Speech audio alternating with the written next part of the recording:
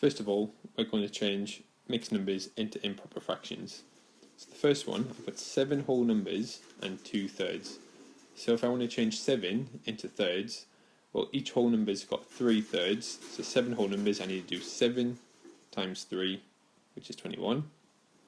I've also got my extra 2 thirds, so that gives me 21, 23, so I've got 23 thirds. For this one, I've got 4 whole numbers and 3 fifths.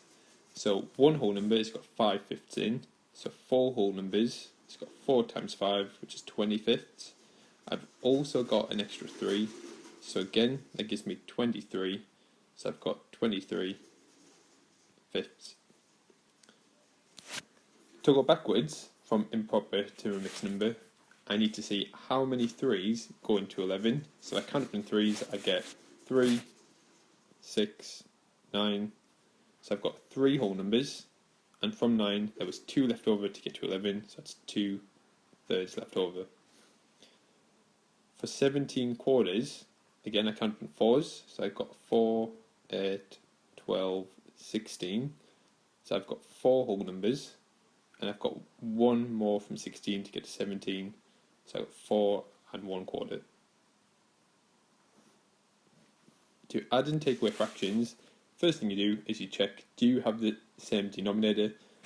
So on this one, both of them are 7's, so all I do is I simply just add the tops. So I've got 2 7's and 4 7's, so that makes 6 7ths.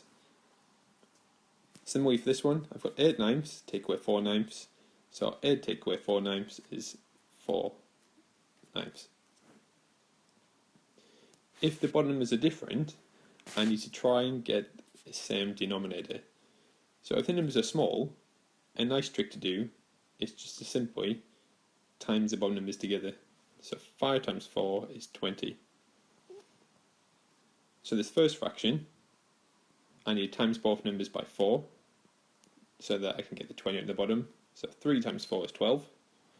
For the second fraction, to get from 4 to 20, I need to times that by 5. So I do 1 times 5 is 5.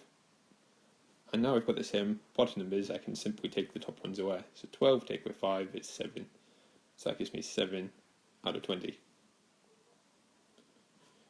Let's try that again for this one. So 7 and 3, those numbers are quite small. So a common denominator, I can just times them together. So 7 times 3 is 21. So this first fraction, to get to 21, I times the 7 by 3. So 4 times 3 is 12. The second fraction, to get from 3 to 21, I times it by 7. So I times the top by 7, so 2 times 7 is 14. And now I just need to add them. So 12 add 14 is 26. So I've got 26 and 21, which is an improper fraction. So if you want, you could change that to a mixed number. So I've got 1 whole number, and I've got 5 left over to get to 26. Now, if the bottom numbers are bigger, I don't want to be having to do 33 times 11. So this one, I'm going to see is there any other common denominator I could have. Now I can spot that 11 goes into 33, so I can make my common denominator 33. Now the first fraction stayed the same, so I've got 28 on the top. The second fraction, I had to times 11 by 3 to make 33, so 7 times 3 is 21, and now I can just take them away. 28 take away 21, 7 33s. To multiply, it's even easier. So all I need to do to multiply fractions is you just times the top numbers and times the bottom numbers.